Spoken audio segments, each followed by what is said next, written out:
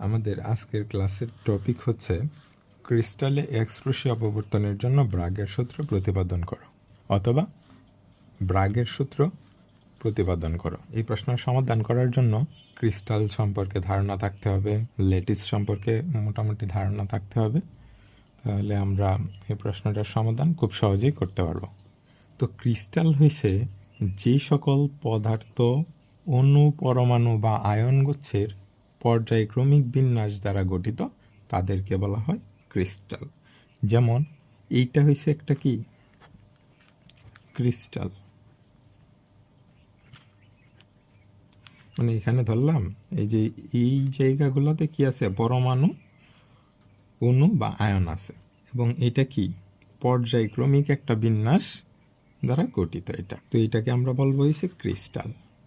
আর lattice কি, এইখান থেকে যদি পরমাণুগুলোকে আমরা আলাদা করে ফেলি তো যে জ্যামিতিক প্যাটার্নটা দেখা যাবে ওইটাই হয়েছে ল্যাটিস। ক্রিস্টালে পরমাণুগুলা নির্দিষ্ট দূরত্ব বজায় রেখে একটি তল বরাবর সজ্জিত থাকে, ঠিক আছে? এই যে তল বরাবর সজ্জিত আছে পরমাণুগুলা, ওই তলগুলাকে বলা হইতেছে ল্যাটিস তল। তো এখন আমরা প্রশ্নের সমাধানে যাই। তো ব্রাগের সূত্র প্রতিপাদনের জন্য আমাদের এই চিত্রটা অঙ্কন করতে হবে। এটা হচ্ছে অবিলম্ব, এটা আমরা আপতন বিন্দুতে অবিলম্ব আঁকছি আর কি। আচ্ছা, তো একই উৎস থাইকা দুইটা রশ্মি, একটা হইছে রশ্মি 1 মানে রে 1 আর একটা রে 2 কোথায় আপতিত হয়েছে? ল্যাটিস তলে আপতিত হয়েছে। তো ল্যাটিস তল তো অনেকগুলা থাকতে পারে, তার মধ্যে আমরা দুইটা ধরে নিছি। তো এই রে 1 ল্যাটিস তলে একটা পরমাণুতে এসে আপতিত হয় এবং এখান থেকে কি হয়, এইদিকে প্রতিফলিত হয়। আবার রে 2 সেমভাবে আপতিত হয় এবং প্রতিফলিত হয়। তো এই রে 1 কত কত কোণে আপতিত হয়েছে? তো আমরা ধরলাম থিটা কোণে আপতিত হয়েছে। তাহলে সে প্রতিফলিত হবে কত কোণে? অবশ্যই থিটা কোণে। যেহেতু সে আপতিত হয়েছে থিটা কোণে, তাইলে সে প্রতিফলিত হবে থিটা কোণে। তো রে 1 যে বিন্দুতে আপতিত হয়েছে ওই বিন্দুর নাম দিলাম আমরা এ, এবং রে 2 যে বিন্দুতে আপতিত হয়েছে ওই বিন্দুর নাম দিলাম আমরা বি বিন্দু। রে 1 এ বিন্দুতে থিটা কোণে আপতিত হয়ে থিটা কোণে আবার প্রতিফলিত হয়েছে। আবার আমরা ল্যাটিস তলের ক্ষেত্রে জানি কি, ল্যাটিস তলগুলা নির্দিষ্ট দূরত্ব বজায় রেখে অবস্থান করে। তার মানে এই দুইটা ল্যাটিস তলের মধ্যবর্তী দূরত্ব হয়েছে ধরলাম ডি। এই দুইটা ল্যাটিস তলের মধ্যবর্তী দূরত্ব কি ধরলাম? ডি।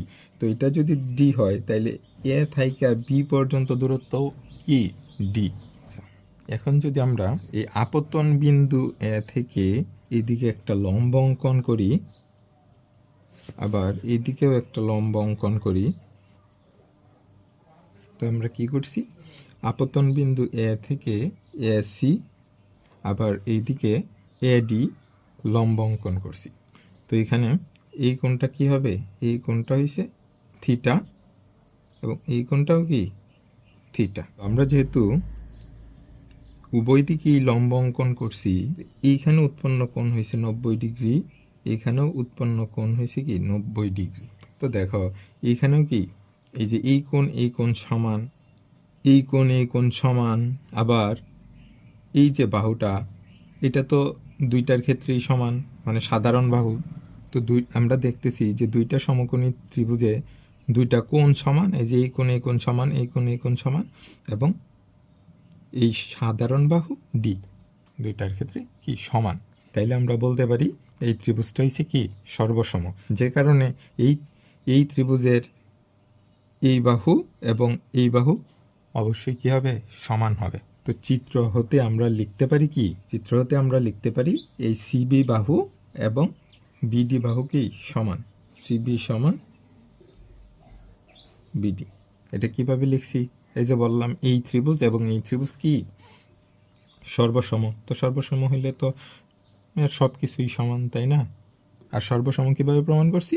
কারণ দেখছি কি যে দুইটা কোণ এবং একটা বাহু যেহেতু দুইটা ত্রিভুজেরই সমান, সেই জন্য আমরা এই ত্রিভুজ দুইটাকে বলতে পারি কি সর্বসম, মানে সব দিক দিয়ে সমান। তো ত্রিভুজ দুইটা যদি সর্বসম হয় তাইলে এই ত্রিভুজ দুইটার সিবি এবং বিডি বাহু কি অবশ্যই সমান হবে।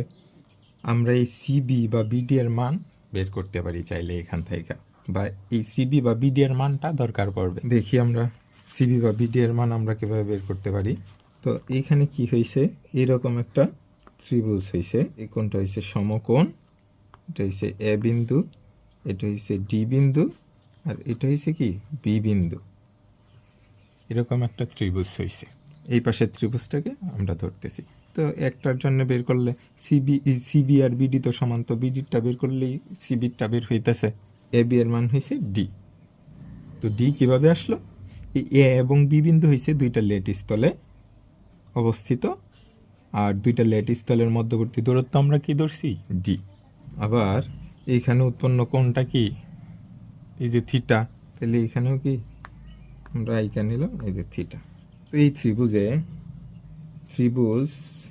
এ বি ডি এ, এই থিটা কোণের জন্য আমরা কি এটাকে ধরতে পারি লম্ব, আর এটা তো সমকোণ, সমকোণের বিপরীতভাবে হয়েছে অতিভুজ।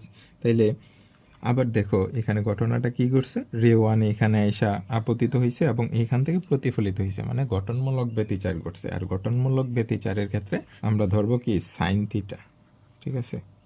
গঠনমূলক ব্যতিচারের সাথে সাইন থিটা সম্পর্কিত, যে কারণে আমরা এখানে নেব কি সাইন থিটা সমান কী হবে, সাগরের লবণতি লম্ব, এখানে লম্ব কি থিটা কোণের বিপরীত বাহু হয়েছে বিডি, আর অতিভুজ কি, অতিভুজ হয়েছে এবি, বিডি আর এবি এর মান কি ডি।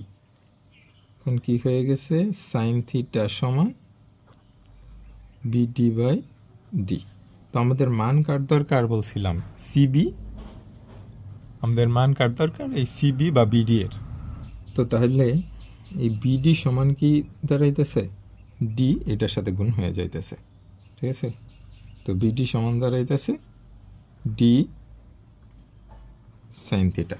তো বিডি সমান যদি ডি সাইন থিটা হয়, তাহলে কি সিবি সমানও কী হবে, ডি সাইন থিটা হবে। তাহলে এখন আমরা লিখতে পারি না যে সিবি সমান বিডি সমান কি ডি সাইন থিটা।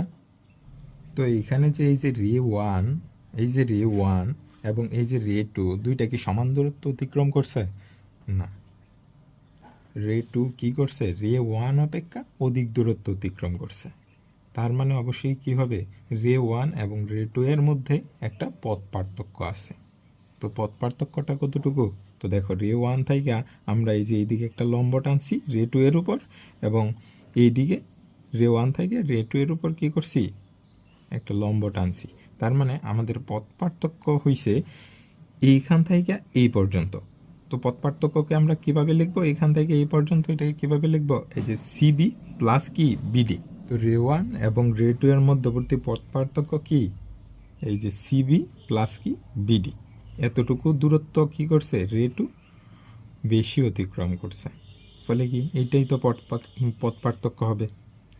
তো পথ পার্থক্যকে আমরা ডেল দিয়ে প্রকাশ করতেছি, এবং পথ পার্থক্যটা কী হবে আমরা দেখছি সিবি প্লাস বিডি। তো সিবি প্লাস বিডি।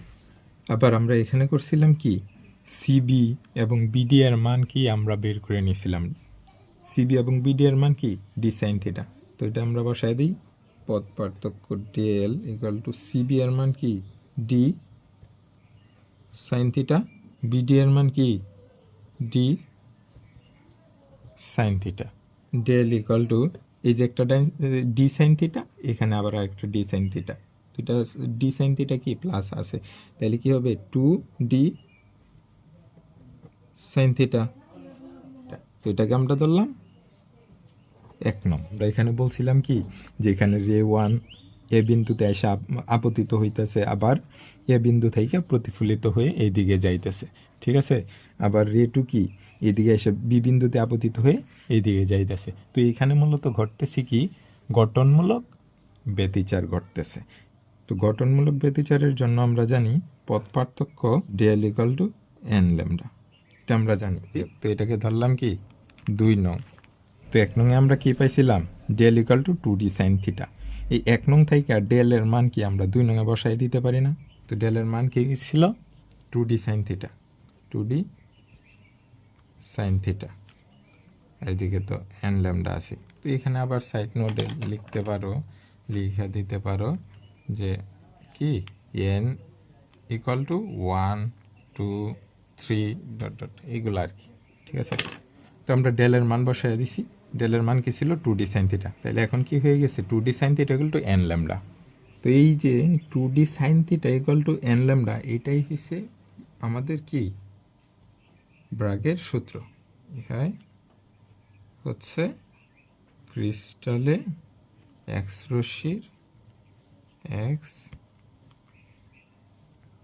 রশ্মির অপবর্তনে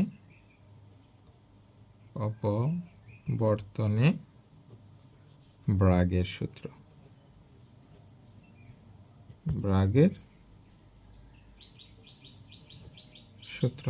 তো ব্রাগের সূত্র আমরা প্রতিপাদন করে ফেললাম।